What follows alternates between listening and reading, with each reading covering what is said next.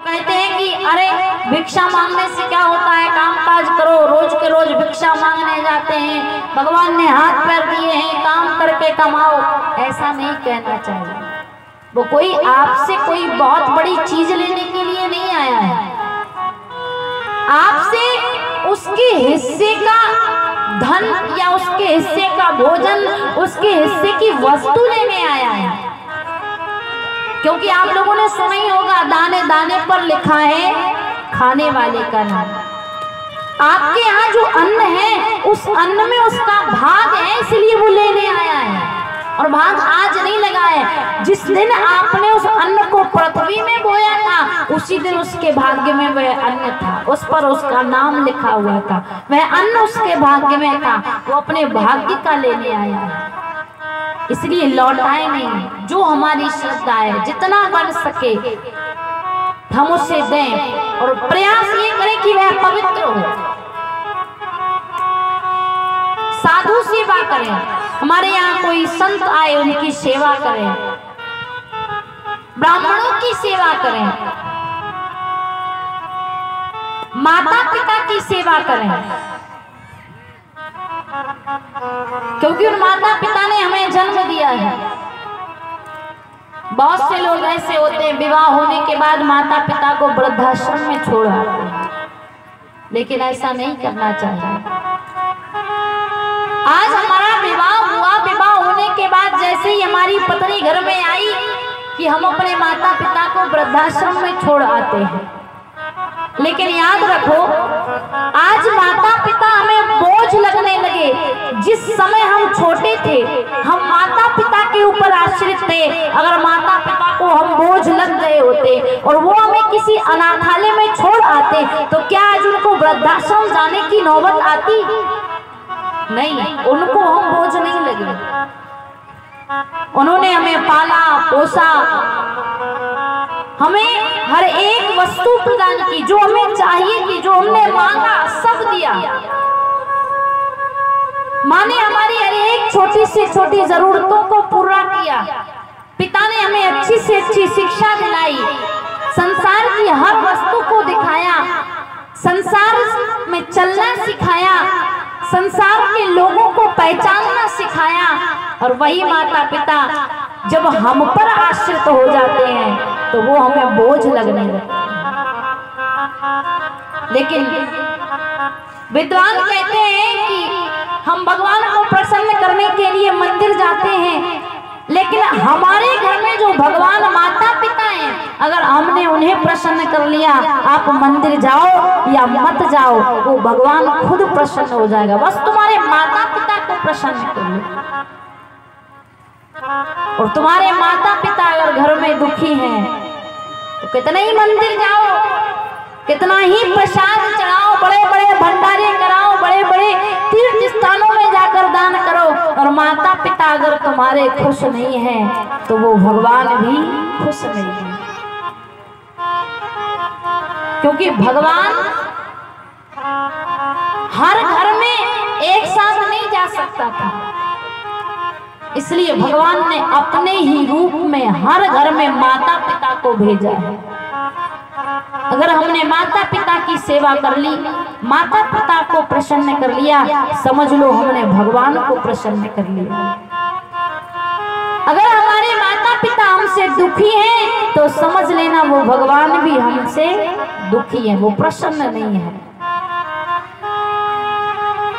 जिन माता पिता की स्वयं परमात्मा श्री राम ब्रह्म है, उन्होंने भी सेवा की है। गोस्वामी बाबा तुलसीदास जी महाराज रामचरितमानस में लिखते हैं, प्रातःकाली उठ के रघुनाथा, प्रातःकाली उठ के रघुनाथा, प्रातःकाली उठ के रघुनाथा, प्रातःकाली उठ के रघुनाथा, प्रातःकाली उठ के रघुनाथा, प्रातःकाली उठ के रघुनाथा, पिता गुरु नाहि माना,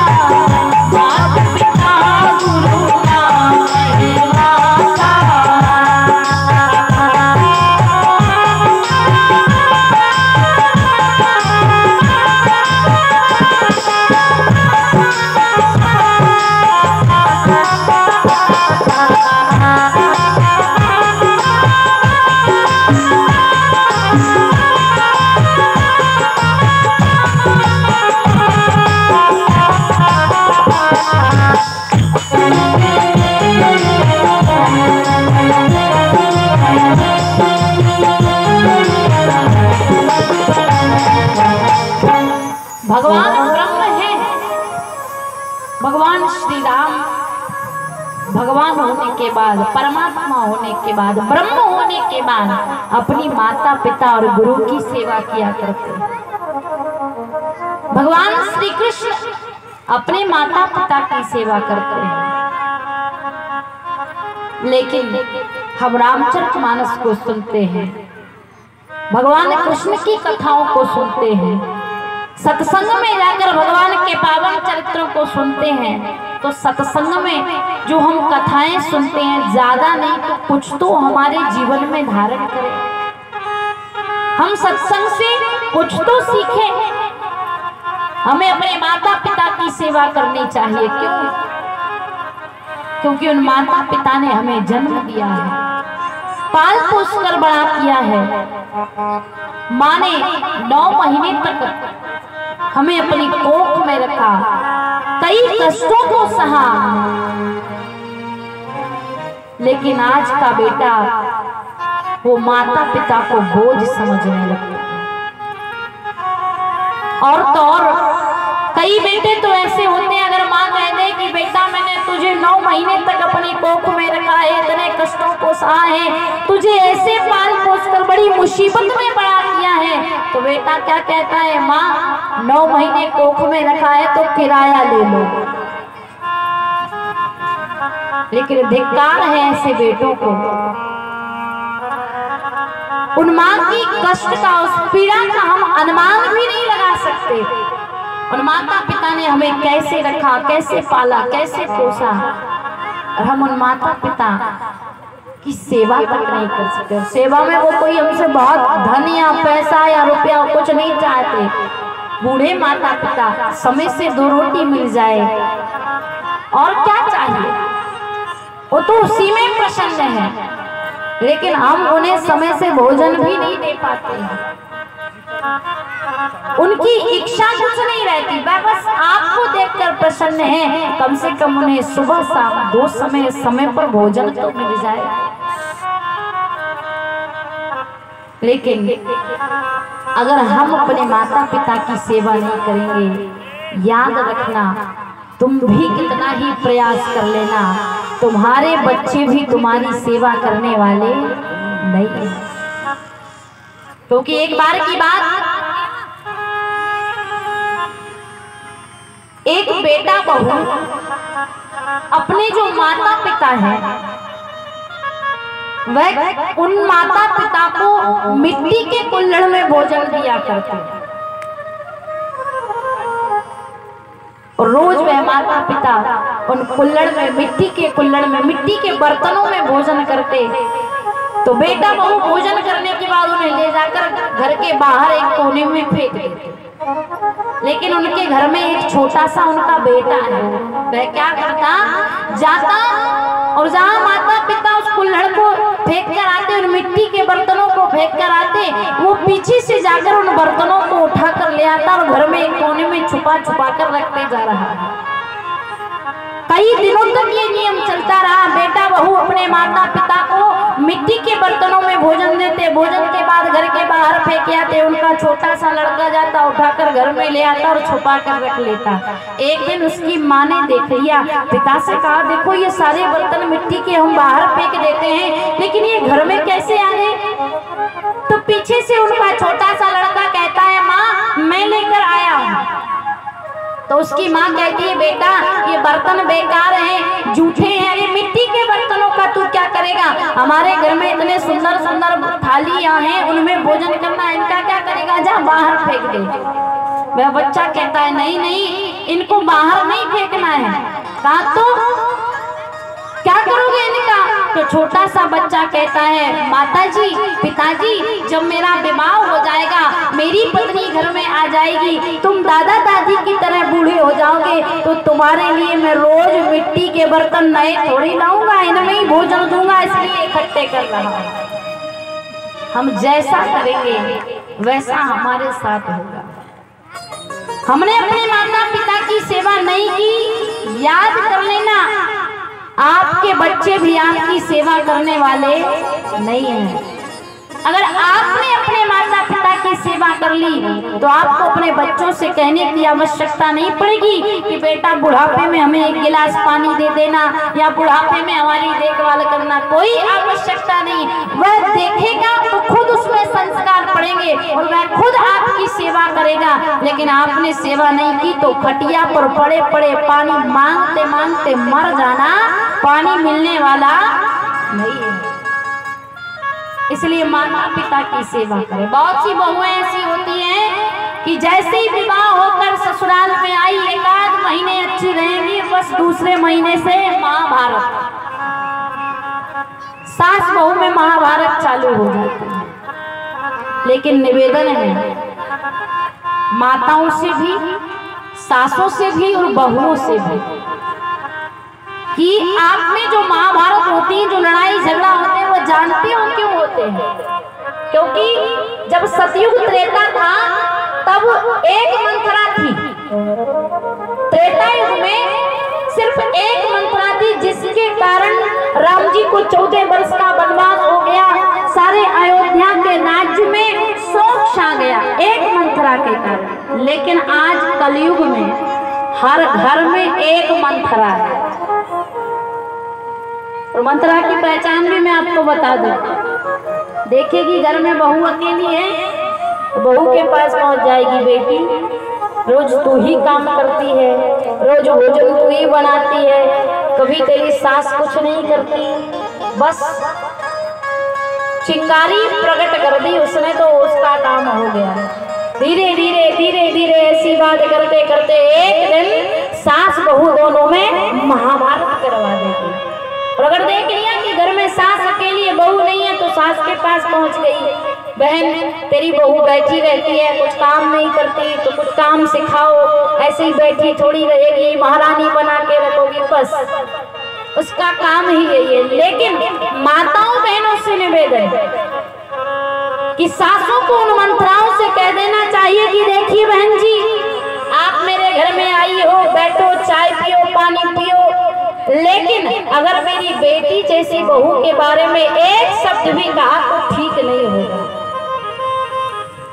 अब बहुएं तो सोच रही होंगी कि चलो अच्छी बात है, बहन जी हमारी सासों को समझा रही हैं, लेकिन बहुओं से भी निवेदन है कि अगर आपके पास मंत्राएं आए तो आप भी कह देना कि माता जी आप मेरे घर में आई हो, बैठो, स्वागत है, भोजन करो, जितनी देर बैठना है बैठो, पर अगर मेरी माँ जैसे सास के बारे में एक शब्द भी कहा तो ठीक नहीं होगा। तो आपका कथा सुनना सार्थक है, नहीं तो कथा भी सुनी, और कथा तो बहुत सुनते हैं, कुछ यहाँ सुनी, कुछ दिन बाद दूसरे गांव में चाली हो गई, तीसरे गांव, कथा में सब जाएंगे, सुनेंगे सब, और कथा सुनकर घर पहुंचे और महाभारत चालू। ऐसी कथा सुनने का कोई मतलब नहीं। एक कान से सुनी और दूसरी से निकाल दी। देखिए, एक तो हमारे माँ बाप वो होते हैं जिन्होंने हमें जन्म दिया, और एक माँ बाप हमारे धर्म के माँ बाप हमारे सास ससुर होते हैं। हम उन सास ससुर की भी सेवा करें, माता पिता की सेवा करें, ये नहीं कि सासों के साथ महाभारत करें। एक जगह की बात बताऊं, एक जगह एक सास और बहू में बड़ा झगड़ा होता। अब सास जरा तेज स्वभाव की, बहू बेचारी डरती।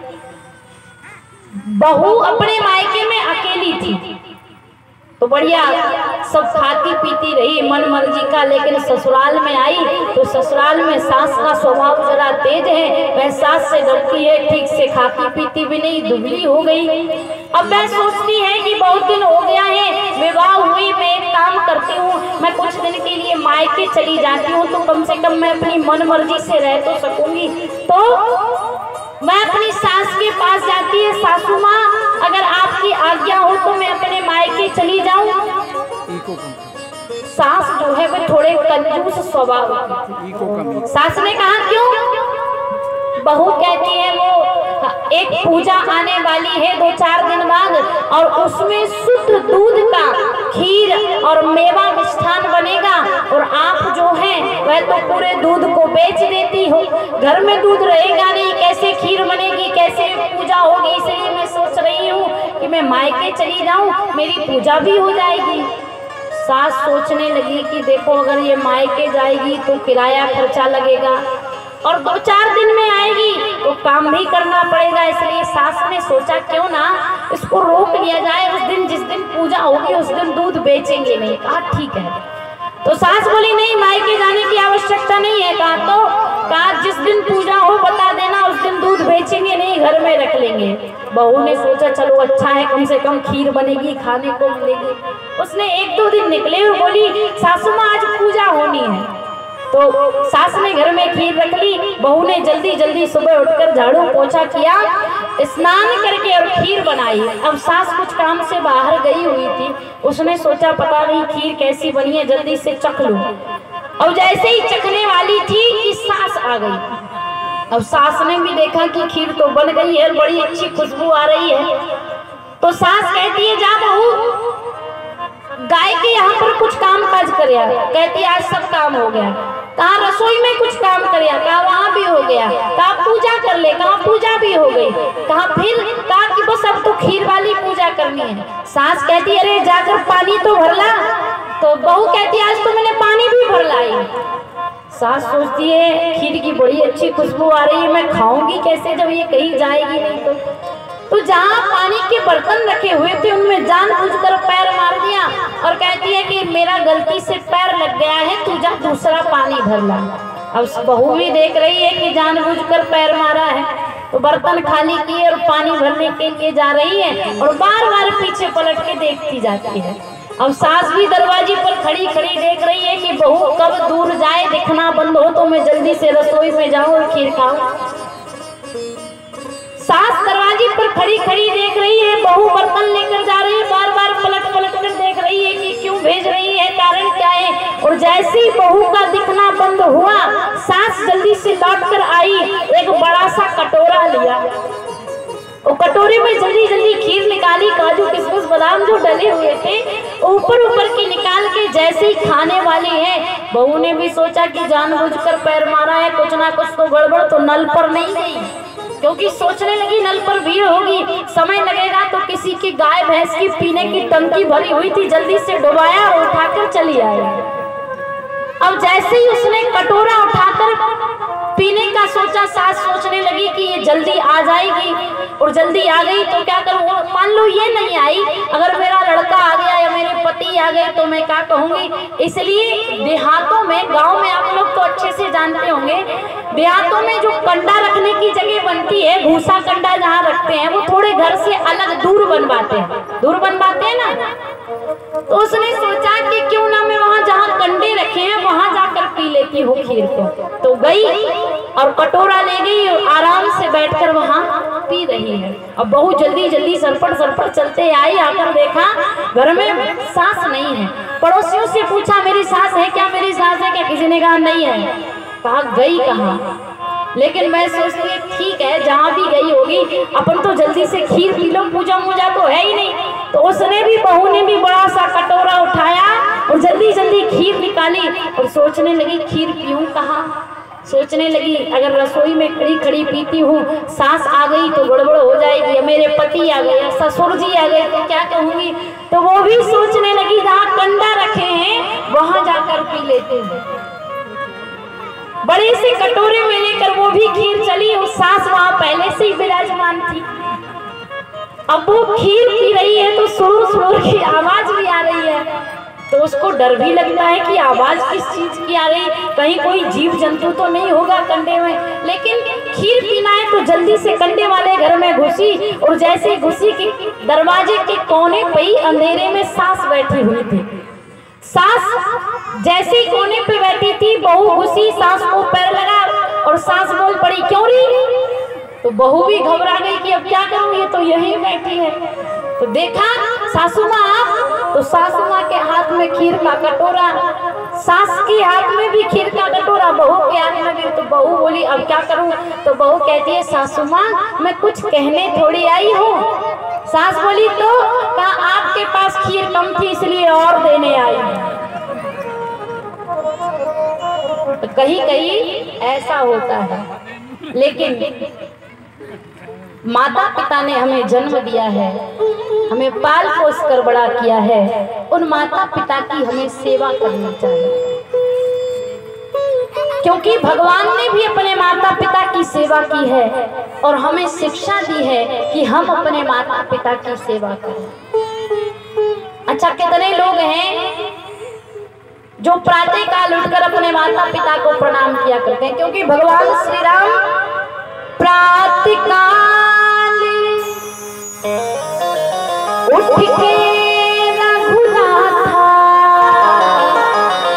ओ भैया मात पिता गुरुना वही मां। राम जी अपने माता पिता और गुरु को प्रणाम किया करते थे। यहाँ पर इतने लोग बैठे हुए हैं, हाथ उठाकर बताएं कौन कौन अपने माता पिता को प्रणाम करते हैं।